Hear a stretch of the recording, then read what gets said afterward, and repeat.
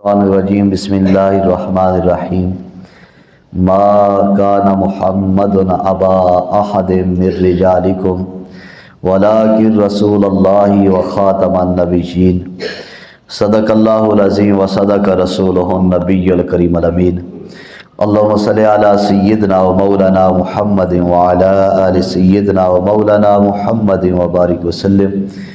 خالق کائنات اللہ عز و جل کی حمد و ثنا اور رحمت کائنات حضرت محمد مصطفیٰ صلی اللہ علیہ وآلہ وسلم کی برگاہ ناز میں ہدیہ درود و سلام بصد عقیدت و احترام پیش کرنے کے بعد معزز و محتشم سامعین و حاضرین السلام علیکم ورحمۃ اللہ۔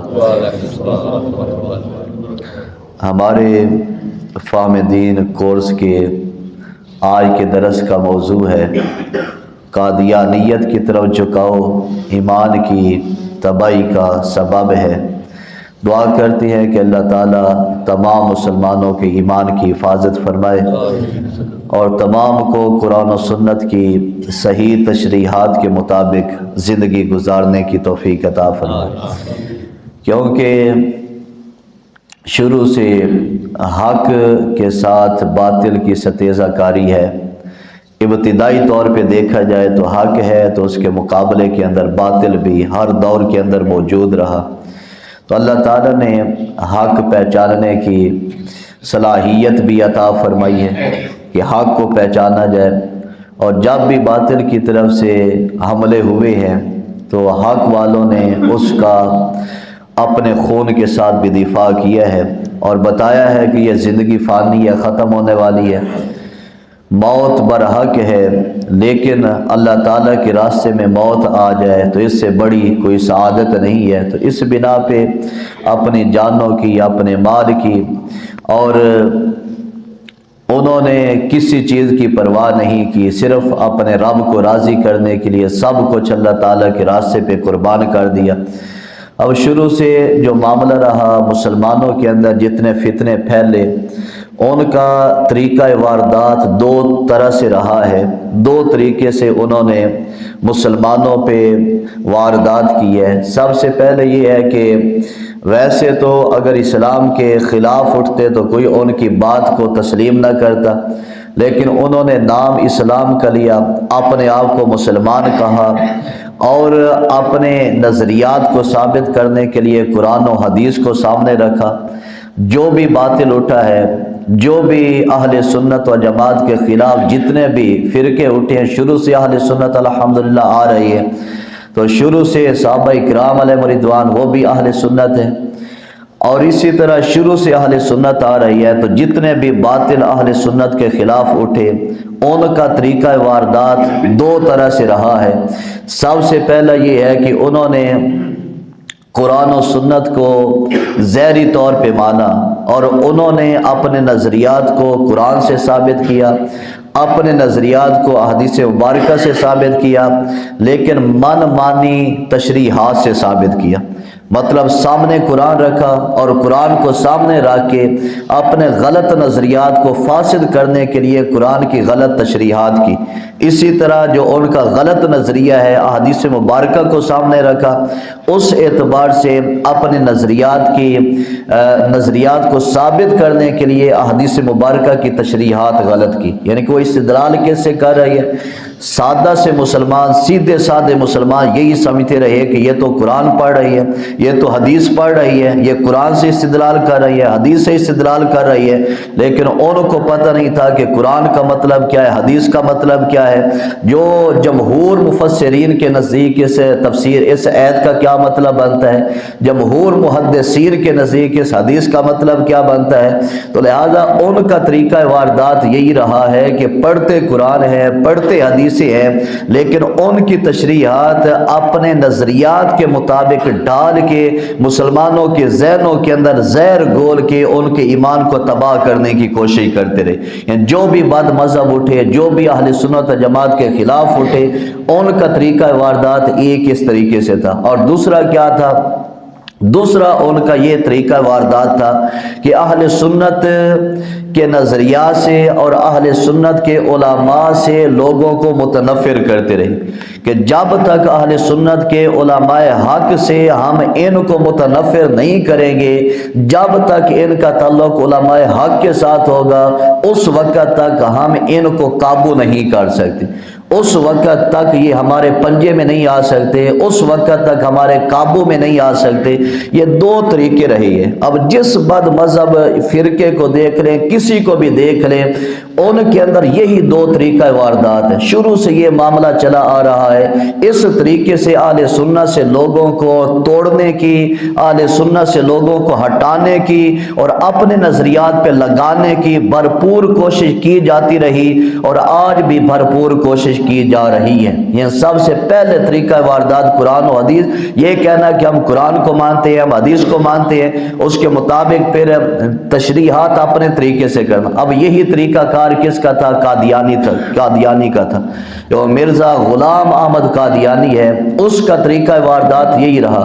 اس نے قرآن کو سامنے رکھا، اس نے حدیثوں کو سامنے رکھا، اس طریقے سے اس نے اپنے جو نظریات ہیں اس پہ استدلالات کیے۔ اس کے بعد پھر یہ ہے کہ اس نے دوسرا طریقہ یہ کیا کہ اہل سنت کے تمام علماء کو نعوذ باللہ جہل بتایا، تمام علماء کے خلاف زبانیں استعمال کی، اور اس کی دافع البلا وغیرہ اس کی کتب موجود ہیں، ان کے اندر دیکھا جا سکتا ہے کہ اس نے جو علماء حق ہیں ان کو گالیاں نکالی، یہاں تک کہ حضور تاجدار گولڑا پیر میر علی شاہ صاحب رحمۃ اللہ علیہ ان کے خلاف اس نے باتیں کی، کیونکہ ابتدائی طور پہ اگر دیکھا جائے تو اس سرزمین پہ اس کے خلاف جو سب سے پہلے ابتدائی طور پہ قدم اٹھانے والے ہیں وہ تاجدار گولڑا حضور سید پیر میر علی شاہ صاحب رحمۃ اللہ علیہ تھے، اور باقی ابتدائی طور پہ سب سے پہلے اس کے خلاف کتاب لکھنے والے امام اہل سنت شاہ امام احمد رضا خان فاضل بریلوی رحمۃ اللہ علیہ۔ اس اعتبار سے اس کے خلاف علماء نے کتابیں لکھی، اس کے خلاف برسر پیکار رہے، اس طرح لوگوں کے ایمان کے بچانے کی کوشش کی۔ اب اس نے ابتدائی طور پہ یہی نظریہ اپنایا، اس نے کہا میں قرآن کو مانتا ہوں، میں نبی پاک علیہ السلام کو آخری نبی مانتا ہوں۔ اب بھی وہ کہتے ہیں، کسی قادیانی سے گفتگو کر لے، وہ کہتے ہیں کہ ہم حضور علیہ السلام کو آخری نبی مانتے ہیں، ہم اس کا انکار نہیں کرتے۔ کسی سے کہے، وہ کہتے ہیں کہ یہ خاتم النبیین ہے، ہم اس کو مانتے ہیں کہ جو قرآن پاک کے اندر ذکر کیا گیا، ما کان محمد ابا احد من رجالکم، نہیں ہے محمد صلی اللہ علیہ وسلم تو مردوں میں سے کسی کے باپ، ولکن رسول اللہ و خاتم النبیین، لیکن اللہ تعالیٰ کے رسول ہے، خاتم النبیین ہے۔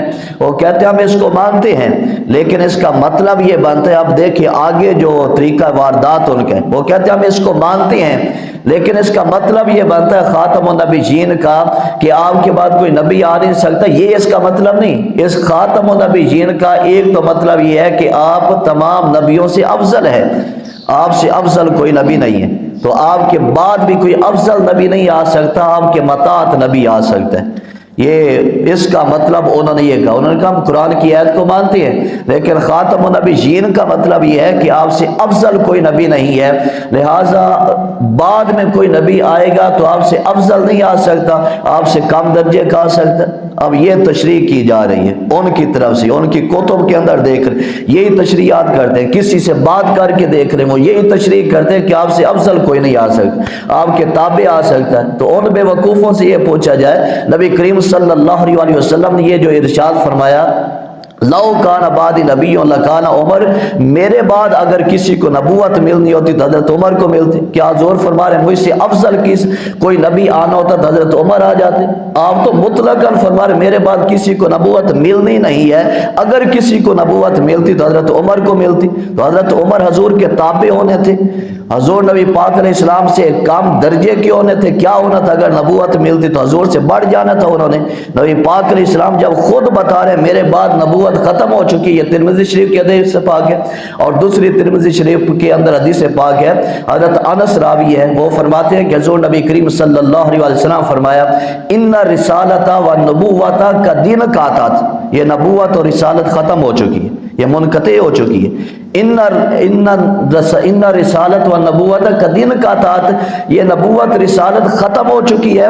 تو آگے فرمائے لا رسول بعدی ولا نبی، میرے بعد نہ تو کوئی رسول آ سکتا ہے نہ کوئی نبی آ سکتا ہے۔ نبی پاک علیہ السلام واضح طور پہ فرما رہے ہیں۔ اور اسی طرح بخاری شریف، مسلم شریف، ترمذی شریف، ابن ماجہ شریف، ان تمام کتب کے اندر یہ حدیث پاک موجود ہے کہ حضور نبی کریم صلی اللہ علیہ وسلم فرمایا کہ انہ سیکون من بعدی کذابون ثلاثون، میرے بعد 30 کذاب ہوں گے، 30 جھوٹے بندے ہوں گے میرے بعد۔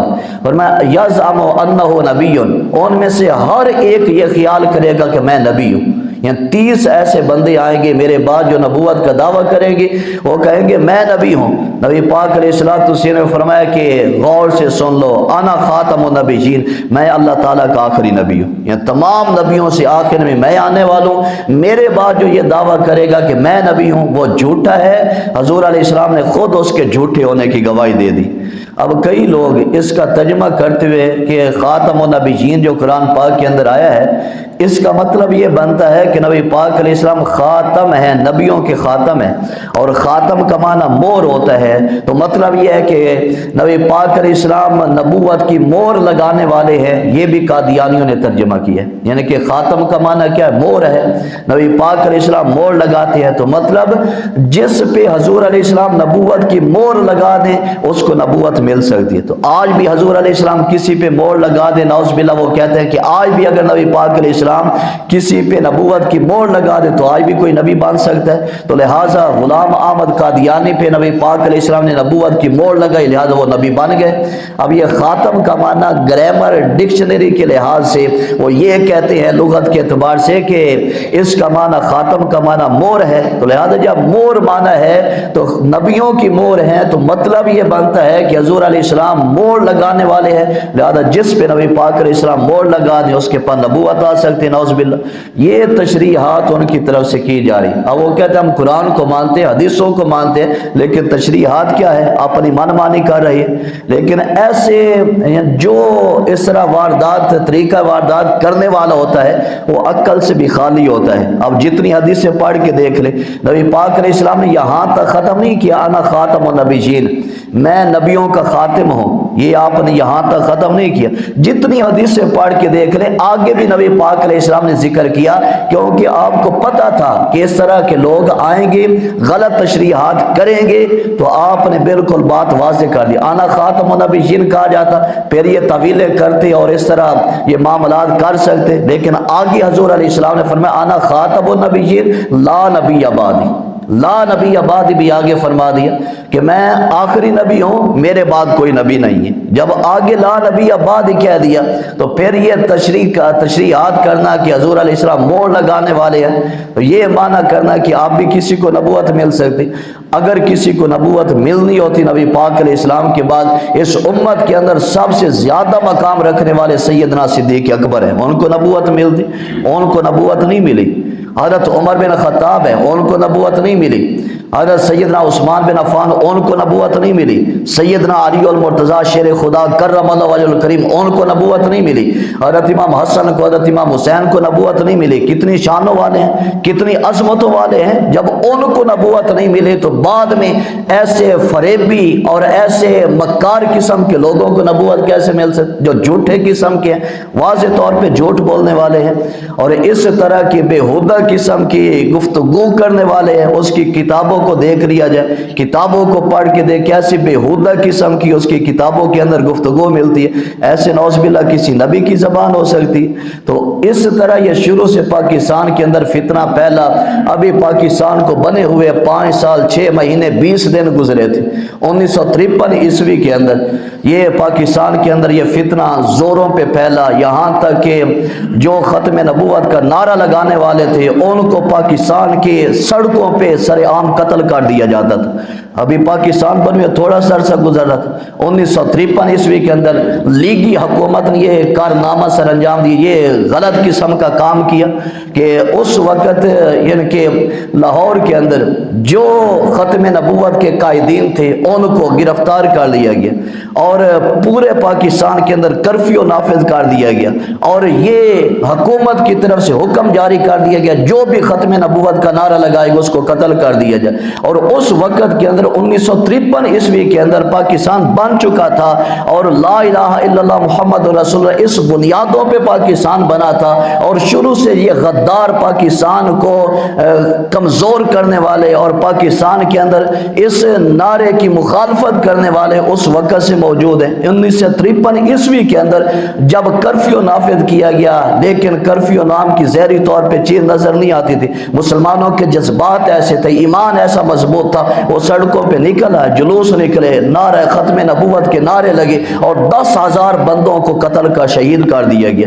اس وقت تقریباً 10,000 بندوں کو شہید کیا گیا. کس بنا پہ؟ یہ ختم نبوت کا نعرہ لگا رہے ہیں. تو شروع سے پاکستان کی 88 سیٹوں پہ قادیانی آئے ہوئے ہیں, اور اس طرح جب بھی کوئی حکومت آتی ہے تو ان کی سپورٹ قادیانیوں کی طرف ہوتی ہے, ان کے سامنے جھکے ہوئے ہیں. تو پاکستان بنا تو اس وقت سے یہ کوشش کر رہی ہے, لیکن شروع سے اولیاء کاملین نے اس کے لیے قدم اٹھایا اور ختم نبوت کے اعتبار سے انہوں نے پورے طریقے سے پہرا دیا ہے, اپنی طرف سے بھرپور کوشش کی ہے. تو اس وقت بھی یہ معاملہ بنا, لیکن جو علماء حق ہے انہوں نے ہمت نہیں ہاری, شہید ہوتے رہے, لیکن اس کے باوجود جب یہ معاملہ بنا یعنی کہ جو قائدین ہیں ان کو بھی گرفتار کیا گیا, اور عبدالستار نیازی رحمۃ اللہ علیہ ان کو بھی قید کر دیا گیا, ان کو بھی جیل کے اندر رکھا گیا. جتنے قائدین تھے جو اس حوالے سے متحرک تھے تمام کو گرفتار کیا گیا, جیلوں کے اندر رکھا گیا, اور انہوں نے یہ کہا کہ ختم نبوت کے لیے ہماری جان بھی قربان ہے, اس حوالے سے ہم بالکل کمپرومائز نہیں کریں گے, کسی اعتبار سے ہم لچک نہیں لیں گے. اور پھر یہ معاملہ چلتا رہا, جب مضبوط رہے, ڈٹے رہے, اور پھر 1974 عیسوی آئی. 7 ستمبر 1974 عیسوی کے اندر یہ بل پاس ہوا. اس کے اندر یہی ذکر کیا گیا یعنی کہ 4 بجے اسمبلی کے اندر ارکان اکٹھے ہوئے, 4 بجے اکٹھے ہوتے ہیں, اور 4:35 پہ یہ اعلان ہوتا ہے کہ جو قادیانی ہیں یہ غیر مسلم ہیں, اقلیت ہیں, لہٰذا نہ تو یہ اپنی عبادت گاہوں کو مسجد کہہ سکتے ہیں, نہ اس کے مینار لگا سکتے ہیں, نہ اذان دے سکتے ہیں, نہ اپنے آپ کو مسلمان کہہ سکتے ہیں. یہ 1974 7 ستمبر کو یہ بل پاس کیا گیا. لیکن اس کے بعد پھر اس طرح کے معاملات بنتے گئے, جو بھی حکومت آتی اپنی طرف سے کوشش کرتی ہے کہ ہم قادیانیوں کو آگے لے کے آئیں. جب وہ غیر مسلم ہیں, اس وقت کے اندر کوئی بندہ یہ اتنی کوشش کرنے کی, اتنی کوشش اپنی طرف سے کرے کہ میں ثابت کر, میں دیکھوں تو صحیح ہے سچے ہیں یا جھوٹے ہیں, اس کا ایمان بھی تباہ ہو جائے گا اگر اتنی کوئی کوشش کرتا ہے. کیونکہ جب واضح ہے سری اور قطعی یعنی کہ آیات سے اور قطعی احادیث مبارکہ سے ثابت ہے کہ حضور نبی کریم علیہ السلام کے بعد کسی قسم کا نبی نہیں ہو سکتا. جب صریح طور پر واضح ہے, اب کسی بندے کے ذہن کے اندر یہ خیال آتا چلو میں ان کا لٹریچر پڑھوں تو صحیح, میں ان کی کتابیں پڑھوں تو صحیح, وہ سچے ہیں یا جھوٹے ہیں, صرف اتنا نظریہ لے کے ان کی کتاب پڑھتا ہے تو اس کا ایمان تباہ ہو جائے گا, اس کا ایمان ختم ہو جائے گا. اس بنا پہ بالکل وہ جھوٹے ہیں, بالکل وہ مرتد ہیں, کافر ہیں. قادیانیوں کو کسی اعتبار سے مسلمان نہیں کہا جا سکتا. جو واضح طور پہ قرآن کے خلاف ہیں, احادیث مبارکہ کے خلاف ہیں, قطعی دلیلیں ان کے خلاف ہیں, تو اس بنا پر یعنی کہ ان کو مسلمان سمجھنا یہ اپنے ایمان کی تباہی کا ذریعہ اور سبب بنتا ہے. اس بنا پہ یہ قرآن و سنت کی جو صریح آیات ہیں ان کی کوئی بھی مخالفت کرتا ہے, بیشک کلمے پڑھتا رہے, نمازیں پڑھتا رہے, جو بھی کرتا رہے, اس کے ایمان کا کوئی اعتبار نہیں ہے. تو مسلمانوں پہ لازم ہے کہ اپنے ایمان کی بھی حفاظت فرمائے, اپنے عقائد بھی درست رکھیں, اور اعمال جو قرآن و سنت کے مطابق اعمال ہیں وہ بھی کریں, تو اسی کے اندر دنیا آخرت کے اندر نجات ہے. دعا کرتے ہیں کہ اللہ تعالیٰ تمام مسلمانوں کو قرآن و سنت کے مطابق زندگی گزارنے کی توفیق عطا فرمائے.